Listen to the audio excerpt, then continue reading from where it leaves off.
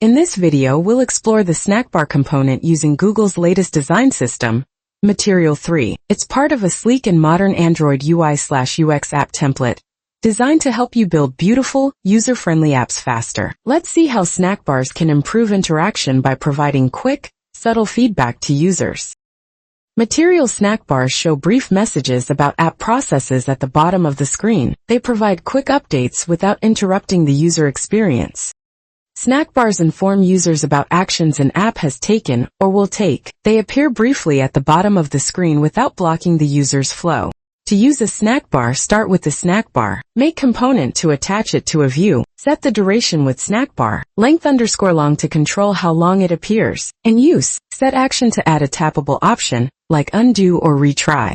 To theme a snackbar, start with snackbar. Make to create and attach it to a view. Use, set background tint to customize the background color, and set action text color to style the action text. Set the duration with snackbar, length_long, and add a tappable action using set action like undo or retry. To build a custom snackbar, start with snackbar. Make to create a blank instance. Use remove all views to clear the default layout. Then inflate your custom design using custom snackbar binding. Add click actions for social media buttons like Twitter, Facebook, or Instagram. Finally, set the background to transparent for a clean, seamless look. The anatomy of a snackbar includes three main parts.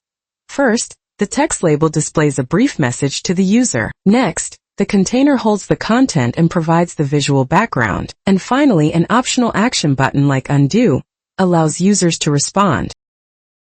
Join us as we explore how to use Material 3 Snackbars. We'll learn how to deliver helpful, non-intrusive messages that guide users through your app's actions. Let's work together to build intuitive designs that keep users informed without disrupting their experience.